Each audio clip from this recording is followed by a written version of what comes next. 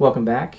In today's lecture, we're going to begin by discussing the question, what makes a problem moral? And by the idea of having this discussion, what is it that makes a problem moral? Kind of what we mean is, what is it that distinguishes a moral question or a moral decision from kind of a normal decision that you have that's not particularly moral or immoral? So, for example, if I'm going to take a drink of water, I might decide to pick up the water bottle with my left hand as opposed to my right hand. And neither of those choices, that choice between which hand to take a drink with, isn't really a moral question. It's just a question of which hand maybe it's more convenient to pick up that particular item with. So it has nothing really to do with any type of moral decision, and it's simply just a decision that you make, perhaps based on the fact of that it's closer to one hand or the other, or I'm left-handed or right-handed. So what is it specifically that distinguishes between moral actions and just kind of normal, everyday, non-moral just actions, decisions that we make? One of the advantages to teaching an ethics class over like a philosophy class is that most of us are going to understand and agree, even from a very young age, that we do in fact make moral decisions. Now, there are individuals who don't believe that there are any morals, that morality doesn't actually exist, and so I can't say everyone, but the vast majority of individuals who have lived understand or believe that we're all making some type of moral decision as we move forward in life, and that all of us, most of us, recognize when we're making moral decisions, and that plays into the decision as we're making it, or we see someone else making a moral decision, and that plays into our attitude about that individual, and it may even play into our actions and how we treat that individual as well.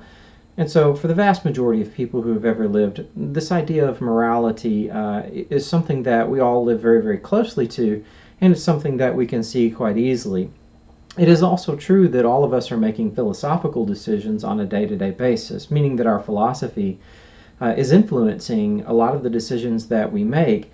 It's just harder to see and harder to distinguish when you're making a philosophical decision versus, say, a moral decision, although certainly philosophy is going to impact your moral decisions, and we'll talk about that when we get to worldviews. But it's just easier to see and understand moral decisions. But when you sit down and really start walking through what is it specifically that makes a problem or a question or an action a moral one versus just a normal everyday decision, the distinction there actually can be difficult to really put a finger on or to nail down. And so we want to spend some time here just thinking a little bit about what it is that makes an action moral specifically. That way we can have kind of a clearer vision going into the class as we begin looking at some of the moral theories as well. Most people are prepared to say, for example, that murder is immoral, that that's a moral decision to take someone's life or not. Now, right away, we also see one of the very important things that we'll need to do in a class like this, which is define terms. And so murder, in this case, is not simply killing. There's a difference between killing someone and murdering someone. And so if we define our terms, my definition, say, for example, of murder would be the taking of non-threatening innocent life. And so if someone is not a threat to you and they haven't done anything to you, then killing them, I mean, and I'm going to say for no good reason, in the sense of perhaps if you kill them in self-defense, there's a good reason for killing them. That's a distinction. That's different than simply killing them, say, for the sheer joy of killing them, or because you want to show power over someone else. Or perhaps, let's say, you kill them out of vengeance. Say that, their parent did something to you, and so you kill the child who is an innocent and a non-threat to you, and so that would be murder. Most people are prepared to say those kinds of actions are wrong. Now, many people say self-defense, killing in self-defense, is going to be acceptable, that that's justified, or perhaps killing in times of war in order to defend your country, or perhaps to promote a change in regime. Let's say, for example, if there's a particularly evil regime, you might go out and fight against it. The Nazis is always the easiest one. So we don't want the Nazis running the world, so maybe it's justifiable that we go out and kill Nazi soldiers in order to make sure that the Nazis are eradicated. That might be morally acceptable, and I mean, there's a discussion that certainly we could have in that particular situation, but there's a distinction between killing and murder. And so you have to make those kinds of, we have to define those terms carefully, make sure that everyone's basically on the same page, and then have the discussion of morality.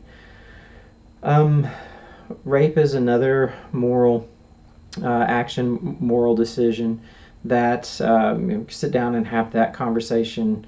Most people's definition of rape is probably going to be pretty clear pretty quickly. It probably requires less conversation than, say, for example, killing and murder requires.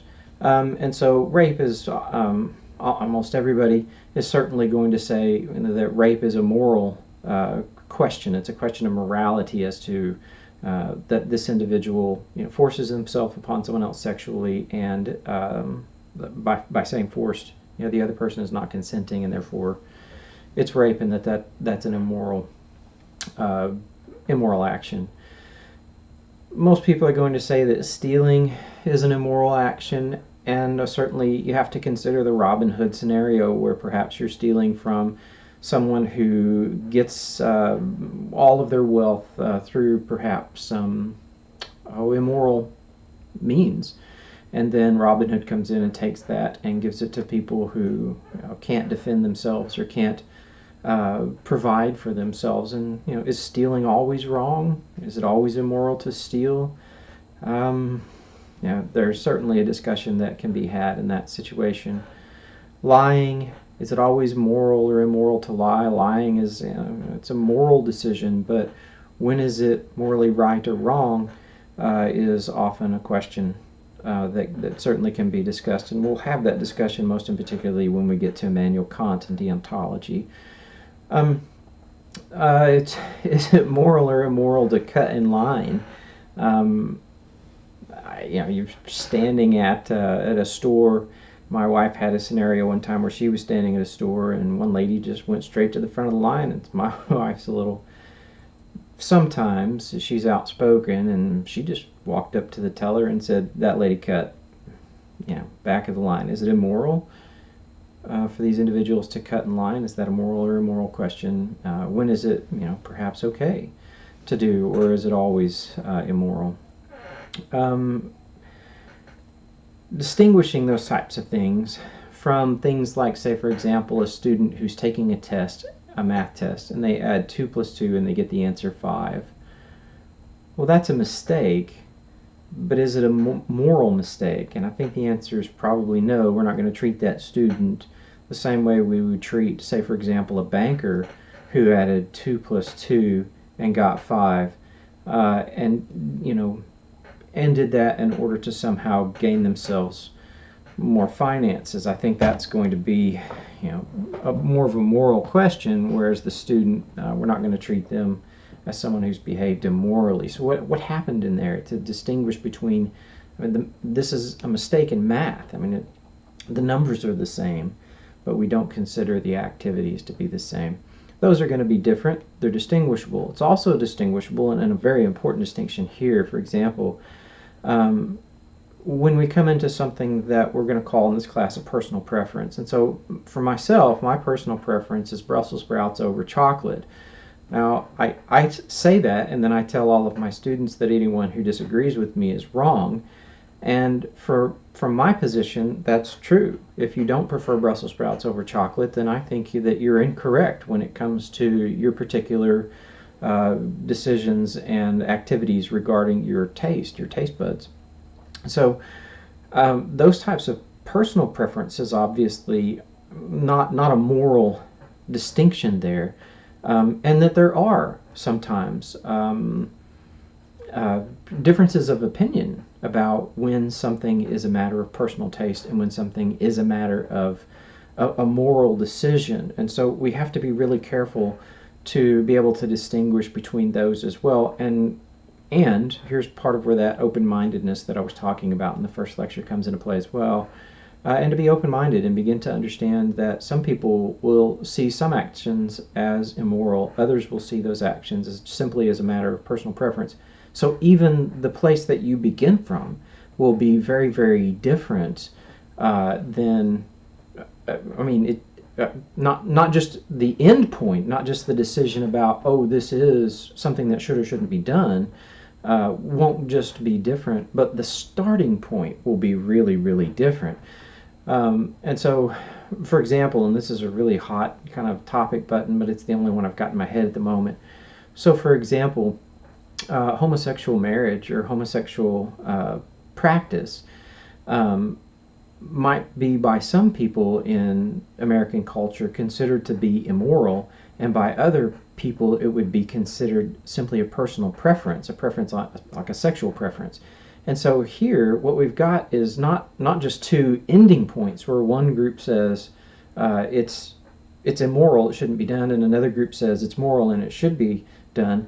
Then the starting points and your perspective in the beginning is wholly and completely different. And that's why it's important, as we'll see, to study worldviews, because these individuals are coming from that particular question from completely different viewpoints, from completely different starting points. If your starting point is different, then often your end point is also going to be quite different. That's not always the case. It's not always true that just because you start in two different places, you're going to end in two different places. That may not be true, but in this case, with that example in particular, it's certainly the case. There's different starting places, and so there's different ending places. What's important is that we at least begin to understand both sides so that we can see why they're saying what they're saying. That doesn't mean that we have to change our minds and agree with the other side. It just means that we need to understand it so that we can at least, I hate to be any kind of cliche, but at least maybe we can all get along. That would be perhaps moral for all of us to get along. Who knows? Sometimes perhaps it's immoral for everyone to simply get along. That certainly could be the case as well. Sometimes you can overlook a difference in moral perspective, and sometimes you can't, and perhaps you have to draw that line and say no, and this is something that's unacceptable, and I can't go past that particular line. Okay. All right. So it seems counterintuitive to say that all decisions are simply wrong for the same reasons. And again, as we've started talking a little bit about cultural differences here, I want to talk as well, not just about differences, say, in American culture when it comes to the idea of homosexual marriage or homosexual sexual practice. But certainly there are differences and distinctions when it comes to cultures outside of the one that, for me, I grew up in American culture. But I have had a number of students, and I've had a number of experiences with individuals, for example, from Asian culture, and they've got, I say they because I'm not one of them, but they've got some ideas and some cultural differences that that distinguish them from American culture, and to perform or not perform these actions can be offensive to those individuals, especially if they're not familiar with the fact that Americans do this differently. So, for example, in Asian culture, it is considered to be polite and respectful if you're handing something to someone who is your elder or is somehow in a position above you or that you should defer to. And so as a professor, I've had a number of students in my class who would hand in their test, or they would take back their test with both hands. And so because of my position, even if I was younger than them, because of my position of being professor, they would show respect to me, and most of them will hand it in with two hands and even incline their head and their shoulders slightly, because it's a show of respect for the position that I hold. This is opposed to my American students that just kind of, hand me their test like this with one hand and even kind of flip it at me sometimes.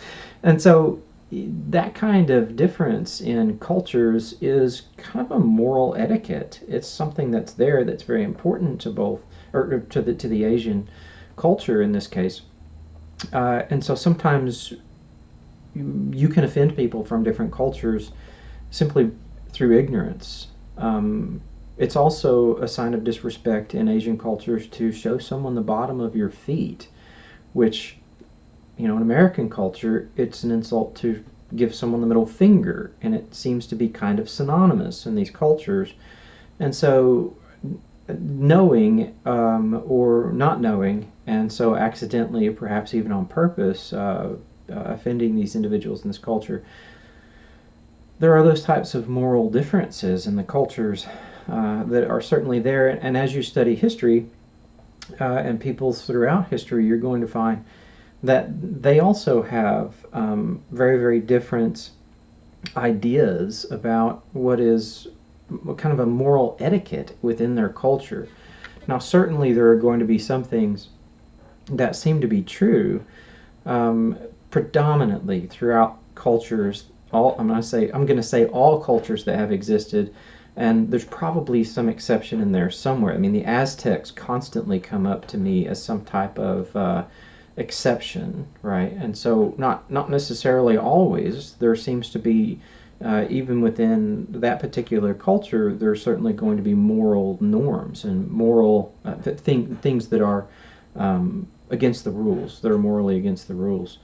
But they seem to have had less of a respect for human life in the sense of that they did do a lot of human sacrifice, and so even within those cultures, though, there are going to be moral norms and moral rights and wrongs, and so it's a misunderstanding, it's a misstep to look at ancient cultures and think of them as less morally advanced. And usually, if someone does this, they do it because they think of them as less technologically advanced and therefore somehow less morally advanced. But if you look at the ancients, you look at their cultures, and you look at their writings carefully, you'll find that many of them, and I'm going to say again, the majority of these past cultures have basically the same moral concepts and the same moral practices. At least they have the same big moral practices and concepts. Again, murder, using the definition that we talked about earlier, murder, rape, stealing, all of these things really seem to be there. In the ancient Egyptian culture, in the ancient Egyptian Book of the Dead, they have a scenario where an individual is trying to get their soul into heaven, and in order to get your soul into heaven, you have to make it unburdened. It has to be as light as a feather, or it'll weigh too much and it'll hold it down and it won't be able to go to heaven.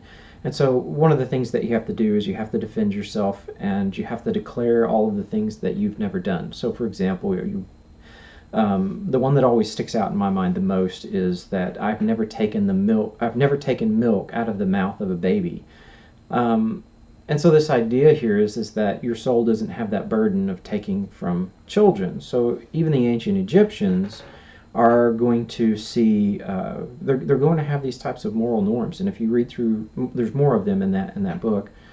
Many of them will recognize and will agree with that, yeah, these are things that should be done or shouldn't be done. And so even the ancients had a very tremendous sense of morality. If you look at Hammurabi's Code, you're going to see again lots of the moral norms, the moral rules, what we understand things to be right and wrong. They're there. They're in the ancients. It seems to be part of what we are, part of what humanity is and what it does. That we have some type of some type of morality within us. What exactly that means, we'll get into in a moment, and kind of briefly. So when is something a moral norm that is cultural versus when is something that's a moral norm, I'm going to say, that's perhaps universal? And what that means is that with the handing the paper to someone in a position of respect. That's a cultural moral rule. Are there universal moral rules? For example, rape is always wrong. Is that a universal one, so that no matter what a culture teaches, that perhaps rape is still always wrong, even if another culture says no, it's right? Then we have that discussion again of what is it specifically that makes this thing morally wrong? Is it the culture that makes it morally wrong, or is there something else that makes it morally wrong? And that's a little bit where we're headed here.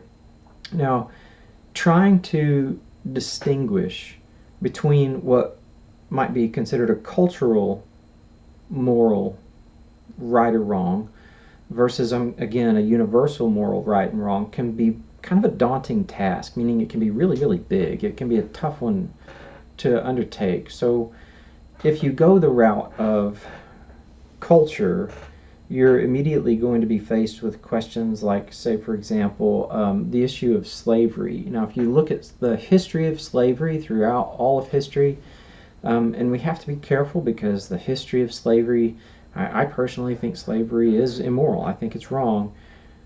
But as you look at the past, and as you look at a lot of the different cultures that owned slaves, what you'll find is that many of them didn't consider it to be immoral at all, but instead they considered it to be something that was part of, I'm going to just say, the natural order. It was kind of the right way for things to happen because perhaps the powerful ruled over the weaker. And so in a lot of cultures, it was just considered the right thing to do because the weak rule the strong. And that's what we see certainly in nature, in the animal kingdoms.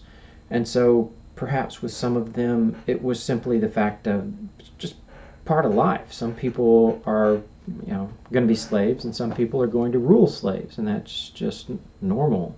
We see a number of cultures that have that particular attitude. And in fact, some of the slaves who were within those cultures also saw it as kind of normal. And so, some rebelled, some didn't. Some just, accepted the life of slavery. So it's a difficult thing to do once you start getting into specific questions and to say, well, this one is a universal, slavery is wrong, versus this is a cultural phenomenon. And so perhaps in some cultures, slavery was accepted, and therefore, if your idea is that culture determines morality, then you could just say, well, that was right for that culture because that's what they believed, and we have to let them believe that because culture determines moral rights and wrongs. A slightly less difficult, and so perhaps to make this a little easier to understand,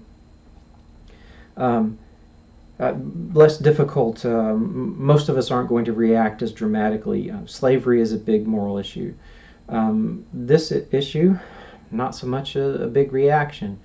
In many cultures, both ancient and modern cultures, the question of women going topless, it has different sides. It has different opinions. And so if you look at women going topless in the 17 and 1800s, if you were in the Caribbean or perhaps some South American cultures or some African cultures, you're going to see that lots of women do go topless, and it's not considered a moral issue. Whereas if you look at in the 17 and 1800s, if you look at and say like the European countries or the American colonies in the country, that was a moral issue. It was immoral for a woman to walk about topless, and so the idea of indecent exposure is certainly going to be part of some cultures, whereas indecent exposure is part of other cultures as well. But what or how much you can expose in a different culture and stay within the moral boundaries is going to be different depending on the culture. And I remember one story of a woman who was visiting. It was a South Pacific Islander group, and they had the men had something that they wore over their private parts, over their genitalia, and it was really small. It was just kind of a cone-shaped, real narrow, and it really just covered specifically that portion and was held on simply by a string. And at one point, she kind of asked one of the guys, almost the question of, in our vernacular, she wasn't quite this blunt, why bother? And he seemed really, really appalled and said, well, it's completely indecent to walk around without, this article of clothing. And so how much can be exposed and stay within a moral guideline, again, is highly cultural. So does the culture determine the moral right and wrong, or is there some kind of universal? Could it be the fact of that some things are universal and others are cultural? Well, if that's possible, if that's correct, how do you decide? Who decides? Based on what foundation or what criteria of information? These things are universal. I'm going to stick with, say, rape. Rape is immoral and that's universal versus, say, something like going topless again. Well, how do you decide when something is universally wrong versus when something is culturally wrong? And so it gets very, very sticky very, very quickly when you start trying to make these types of distinctions.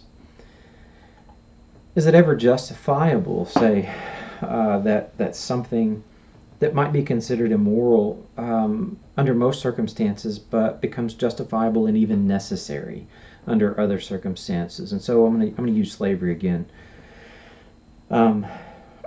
Just suppose, right? Now this is just suppose that slavery is immoral and that it's universally immoral, that it's kind of always. Is there ever an exception to when slavery might be acceptable or justified or perhaps even mandatory based on certain circumstances? Could it be the fact of that this is precisely what needs to happen? So imagine that you're living in the ancient past, horses and swords, and you're a farmer, and every year you're just dependent on that this crop comes in for your family and the village and all these things. And then imagine that a group of raiders begins to come in and rob you to the point of that you and your family and your village are almost starving to death. And they come back year after year after year, and you're always just right on the brink. And they never take enough so that you do in fact starve, because they want to come back the next year and steal your harvest. And so would it ever be justifiable under those circumstances for that group of individuals, that village, to go to, say, a neighboring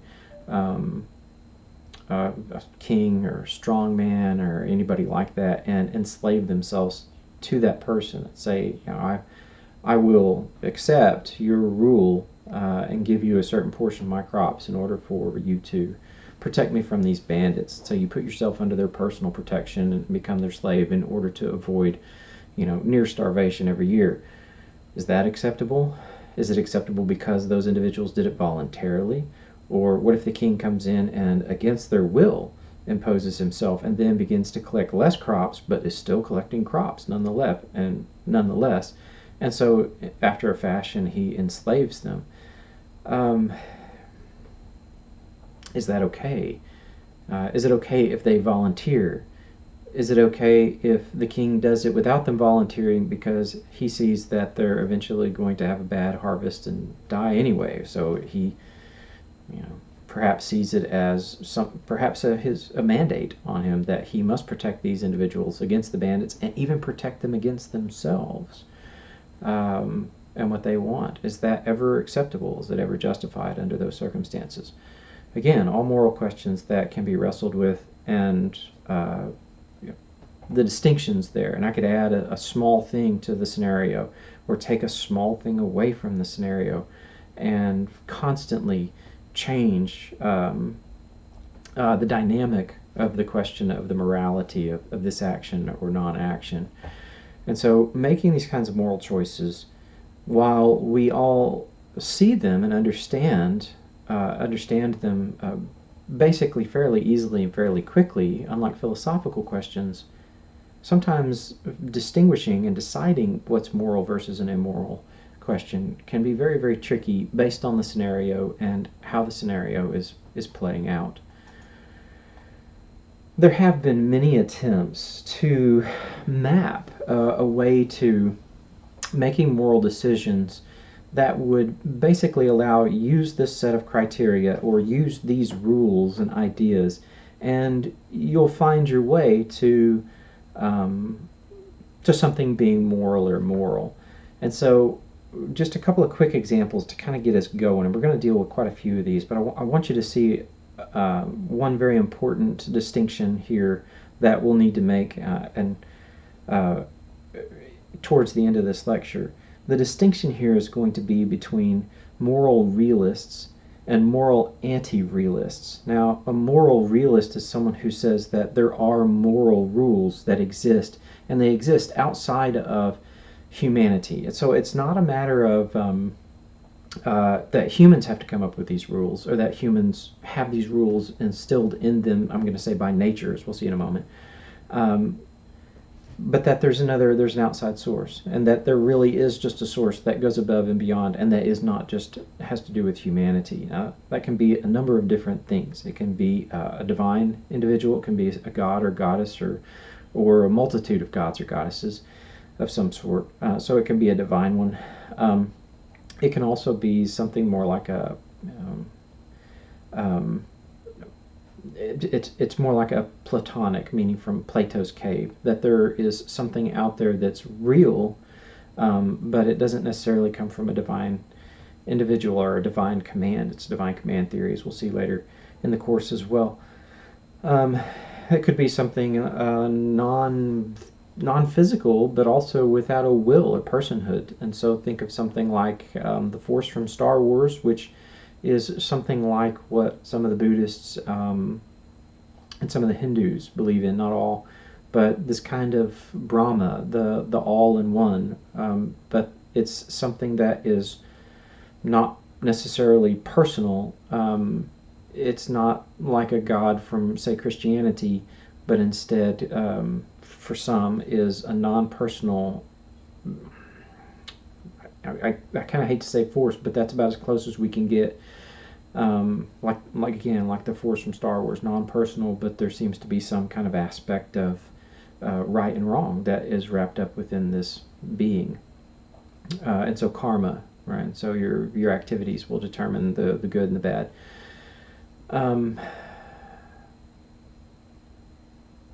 Yeah. So the distinction here is between those who say moral realists, that it really does exist, versus the moral non-realist. Now, non-realist doesn't mean that that doesn't necessarily mean that there are no moral rules. What that means is that the moral rules basically come from humanity, and they come from within us, which leads us to, in this case, David Hume for our example. David Hume was a British empiricist. Now, an empiricist is someone who believes that you gain all knowledge through your five senses. And so how did you come to know that, the water bottle was blue? You used your five senses. You saw the water bottle. How did you come to distinguish that, the apple was sour? Well, you tasted it. And these empiricists believe that you learn everything through your five senses. Everything. And so that's also going to include morality.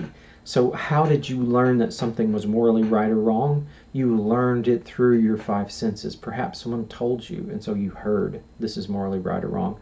Or perhaps you saw something or you smelled something and you began to understand these things are morally right or morally wrong. And so when you start thinking about smelling something or seeing something or hearing something, I very often think of ancient battlefields where the swords are clashing and these cleaver weapons, like a battle axe or something perhaps, is hacking into someone's skull. That can make a sound that can be very unpleasant, and so maybe you then begin to understand that as being immoral. No one should be whacking other people in the head with a battle axe because it sounds bad, it looks bad, all of these different things. And so that's how you learn that things are morally right or wrong, according to the empiricist, one of which is David Hume. And so for Hume, things are morally right or wrong based on how they play on your internal senses, literally your five senses in this world. And so you move throughout the world over time, and perhaps you're told, but also perhaps you have physical experiences and these things through what then was called a natural or a naturalistic process came to understand things to be either right or wrong.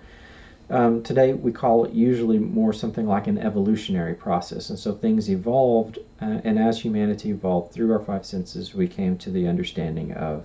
And it really is based on your biology. So it's part of your nature. But it's not part of your nature in the same way, say, it might be from Descartes' perspective, from a Cartesian perspective. Descartes distinguishing between the body and the mind and saying those are two separate things, one of them having physical substance, the other not having physical substance. For David Hume, there is no non-physical physical like there is for Descartes, but instead in this case, it's just your physical biology. And so everything is biological, or everything is chemical, it's chemistry. And so morals, then, morality, is also just biological, or it's chemistry. And so based on the simple fact of that you have Homo sapien biology, you come to understand these things as being either right or wrong. Why? Because we all have the same basic five senses. And so as you sense and see and smell and all these different things, you make these decisions and about morality, and we really did just kind of evolve into this situation. So for Hume and for empiricists, we'll talk about existentialists at a later date. For Hume and for empiricists, it's all nature-based. It's all natural or evolutionary or chemistry. So all morality comes to you through the fact of that it plays off your five senses in one way or another. And that's how you determine that something is morally right or wrong, simply based on the fact of that, of your biology, of your chemistry. Kind of quickly, one of the problems for this particular stance, and this is really just to get your mind humming a little bit, right? It's just trying to get you to start thinking about morality. What could a foundation for morality possibly be? Meaning, where could it possibly stand on? What could it possibly stand on? A foundation for morality is much like a foundation for any other type of building, in the sense of that it needs to be unmoving. If you've got a foundation that moves, like under your building, you don't have a sound building. You've got building problems, and big ones. And they're just going to get bigger and bigger and bigger. And so for morality, we're going to start out by looking for that same thing. What's a foundation that morality could stand on, that it won't move, that it would stand and it would be firm and it would be in place?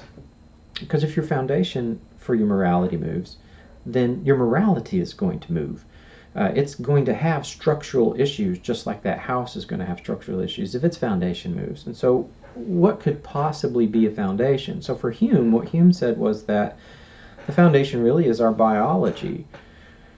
So some of the problems that a person who agrees with Hume, who takes that Humean position, one of the problems that they're going to face is that this position assumes that the nature of man is in place and that it has always been in place, and that humanity feels the same way about the same given event. And so, for example, with the battle axe and the hitting of the skull, the Humean position kind of assumes that that all humans are going to feel the same way about someone getting popped in the head with a battle axe, when we know that that's not necessarily the case. Again, we'll refer back to the Aztecs. And so the Aztecs, as they were doing human sacrifice, as they placed the individual who was to be sacrificed, head down, kind of over like a stone basin, and then they would take a big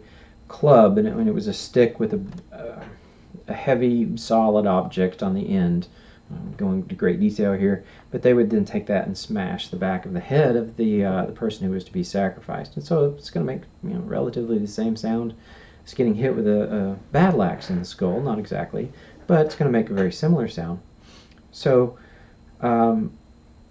it's just simply not the case that all individuals are going to feel the same way about any given event or about any particular question as to whether it's moral or immoral. Indeed, in fact, when it comes to the issue of slavery, I had one lady in my class as we were having the discussion of whether slavery was morally right or wrong, she was very outspoken and very animated, and uh, uh, in my class was one of the most insistent individuals that I've seen about the incredible wrongness of slavery. And so for her, it was an intensely immoral action. But for other of my students, they had much less of a reaction. It wasn't quite as big a deal for these individuals as it was for these individuals. And while all of my students so far, all of them who have voiced an opinion have all said slavery is immoral, she was by far the most boisterous and the most determined that all would come to the understanding of that this is very, very immoral. And so not everyone's going to feel exactly the same. Even if they might agree that it's immoral, that doesn't mean that they're all going to agree with necessarily with the same intensity. And so for Hume, in his position, he makes that assumption that all humans are going to feel necessarily the same way, when that certainly isn't going to be the case. And so just because our biology is basically the same, that doesn't necessarily mean even that our senses are playing out the same across all of our biologies. In fact, we know that many humans have very, very significantly different experiences with their senses, and how those senses play on the environment, and how they see that environment as it comes to them through their senses. And so that's going to be one of the issues for Hume, and for those who agree with him. Now, there are a number of individuals certainly today who take that position and agree with Hume, and they're going to have arguments against what I've said here. And they're going to say, well, maybe that's true, but what about this and what about this, and so then we really start getting into the particulars, and I don't really want to get quite that deep today. Wanted to just draw the distinction between the moral realist and anti-realist. Hume here is actually a moral anti-realist, because he's going to say there is no outside source. It's just the fact that our biology gives us these moral understandings. And so in that case, then, there is no real moral rule. As our biology changes, our morality will also change, because of how the chemistry plays itself out within human biology. Then human morality will play itself out differently as well. If the chemistry changes, the morality changes. And that's not a problem for Hume, because there really is not a moral rule. It's just the fact of chemistry is here, and so these individuals with the chemistry understand this to be either right or wrong, and if the chemistry changes, then so are the moral rules. So there is no moral reality, it's just how the chemistry or biology plays itself out. This is opposed to, for example, Immanuel Kant. Now, for Immanuel Kant, he has a saying that's quite well known, at least in some circles. He says that the starry sky above me, the moral law within me. And basically what he's saying here is that look out, look at the starry sky, see how real it is, and as equally real as the starry sky is above me, as equally real as that reality is, the moral law is within me. Now, he doesn't mean within me in the same sense of that it's part of my biology. Rather, what he's saying is that we all have a sense of moral duty or obligation, and we all understand our moral duties and obligations. We're jumping a little bit ahead here to deontology. We're going to be using those words again. But it really hasn't anything to do with the biology of myself, and really instead it has the fact of that there is that moral right and wrong. It exists like the starry sky exists above me. My understanding of it might shift and change. How I understand the starry sky above me might shift and change. How I understand the moral law might shift and change, but the moral law itself does not shift and change based on my biology or even my understanding. Rather, that there is a reality within morality, just like there's a reality when it comes to the stars. but that can change, that my understanding can change, but the moral reality of what exists out here does not change. I might understand the stars differently now than I did when I was a 10-year-old, but the stars haven't necessarily changed. They're still there. My understanding changed. So for Hume, morality can change based on chemistry, but for Kant, morality is going to stay the same. While our minds might change, morality is going to stay the same. Now, Kant is much more. We're going to look at him again, and there's much more to it. I know we spent more time on Hume, but for most people, it's harder to understand Hume than it is to try to understand Kant. And so we'll come back to both of those things. But for Kant, he's a moral realist. For Hume, he's a moral anti-realist. One of the problems for for Kant, is that if morality does come to us from an outside source, then what is that source?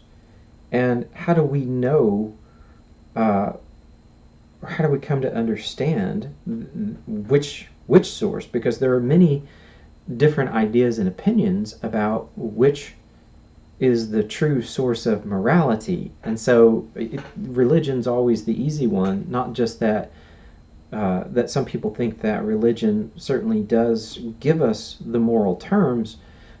If it were the case that there were only one religion, that would still be a difficult position. That position would still have difficulties. But that position itself, since there are so many, you'd have to identify which source of morality. And so if you look at, say, the three main religions in the Western world, Judaism, Christianity, and Islam, if you're looking at those three, you're going to have at least distinctions, if not complete differences in sources, right? It just kind of depends on how you're approaching it. So the Jewish God and the Christian God might be the same, and indeed the Jewish God and the Muslim God might be the same God as well. But just depending on your particular persuasion, Jewish or Islamic, as to which source you should in fact go by. And so there can be different sources within religions, and certainly if you start then bringing in the Eastern religions or even ancient religions, again like the Egyptians or even the Aztec religions, then you're starting to get different opinions completely on which source you should or shouldn't be talking about. And so for this case, for Kant, it can be difficult. He's saying there is an outside source that doesn't come from our biology. Well, what source is that? And assume for a moment that that's correct and that there is an outside source. How would we get to know that source? And once we got to know which source it was, then how should we interpret the source and what perhaps it might reveal or not reveal to us? And so there's still going to be major issues there from the Kantian perspective. And so with the Humean perspective, there's issues, and with the Kantian perspective, there's issues and questions. And so morality, again, it becomes really sticky. It's kind of murky. It's difficult. There's lots of discussions within these questions, right? So here what we've seen is that there is a line that's drawn between moral realists and moral anti-realists. And what hopefully we'll do next time as we start looking at worldviews is perhaps, and maybe you already know the answer, but start thinking about that for yourself. Which one are you? Are you that moral realist or moral anti-realist? And even if you know the answer, perhaps, be careful. Don't decide that you're right just because, hey, this is my opinion now. Try to keep that open mind. We'll see as we move forward if you stay the same or if you change. It's not a big deal for myself. My job isn't to try to convince you one way or the other, but simply to say, think about your own reasoning. Think about what you think might be the correct answer and why. Why do you think what you think is true? Why do you believe that the position of moral anti-realist or the moral realist? Okay. All right. So back to the original question here of what is it that makes a problem moral? I don't know that there is just a specifically, and this is necessarily fully and completely it, because I think it's more complicated than simply, here's a pinch of salt, now the problem is moral or immoral. What is it that qualifies it necessarily as being fully or completely moral or immoral? I do know that there is one thing that certainly comes into play with morality, and so far the people that I've talked to and the reading I've done and the students that I've informed of this, most people have really agreed with it. And I think it's a very, very important distinction that we make it quickly and clearly here in this lecture. The thing that I think really sets things apart for certain when it comes to an action is the fact of free will. And what I mean there is that that being able to do otherwise seems to make something either moral or immoral. If, for example, I'm driving my car and I hit your car and I didn't do it on purpose, that's not immoral. But if I'm driving my car and I purposefully hit your car, that is a moral action. Now, whether it's morally right or wrong is going to depend. If I did it because I hate you and I wanted to destroy your property, and I'm driving an 18-wheeler and you're driving, a Volkswagen Bug, and I hit you with that 18-wheeler knowing that I'm going to destroy your car and probably not do much harm to mine, that's probably an immoral action in most people's book. On the other hand, if I know that you have kidnapped someone and then I purposefully ram your car with my car, maybe that's a morally acceptable and even a morally mandatory situation where I did the right thing because perhaps I'm trying to prevent you from completing your immoral action of kidnapping. So the idea here is that if a person is free to choose to do otherwise, then most of the time what we're looking at is some type of moral activity. At least it's a part of it. We don't hold people responsible for things that they do accidentally. We hold people morally responsible for things that they do accidentally, right? But we do hold them morally responsible for things that they do or don't do when they could have done otherwise. So if you're, and this plays both ways, again, with things that are right or wrong, it doesn't matter. If you're walking down the sidewalk and I'm walking down the same sidewalk and we're both texting and not paying any attention to the bus that's coming on, and we step out into the crosswalk and I accidentally trip and bump into you and we both roll out of the way of the bus, I haven't performed a brave action. I've just got really, really lucky and saved both of us because I didn't bump into you on purpose. Now, if you're texting and you step out into the crosswalk and I'm not texting and I see you and then I dive and tackle you and we both roll out of the way of the oncoming bus, then I have performed an act of bravery because in that case I knew the danger but I acted anyway. So I behaved in that case, I'm going to say, a moral way, a morally good way. Why? What was the difference? Free will. I chose in one case to dive and tackle you, in the other I didn't. I simply fell, bumped into you, and we both walk away and we're very lucky. So this idea here is that one of the main, most important aspects for moral decisions seems to be the fact that we could choose to do otherwise, that we could in fact have done something differently, and so those things are considered moral versus those things being considered immoral. And you can take that particular scenario and you can run it through lots of different storylines, change the fact of that they did it on purpose, change the fact of that they didn't do it on purpose. And what you're going to find is that morality really does seem to kind of come out, or it certainly has a major play into this idea of a person is free to do otherwise or not. And so free will is one of the most important aspects of morality, moral decision making, and moral activity. So that's certainly something we want to keep in mind as we move forward throughout this semester. All right. Again, I think I mentioned this in the first lecture, but just kind of quickly to remind you, we are going to be running through lots and lots of different moral theories. So things like utilitarianism, motive ethics, ethics of duty, consequence. We'll be talking about the weaknesses of all of them. All of them have weaknesses. And so we'll be addressing not all of the weaknesses that all of them have, but probably just some of the more important ones that they've got as we're moving throughout the semester. Part of my opinion, and this is just to give you something to think about, right? And I'll distinguish when I'm giving you something that's purely, this is what I think is true, and I want you to reflect on it a little bit. You don't have to agree with me, but it might be something that that you should reflect on as we move throughout the semester. So I want to tell you now so that you have the opportunity to reflect on things as we're going through them throughout the semester. I think that the different ethical engines, because of the weaknesses that all of them have, that sometimes the circumstance dictates the engine that we use.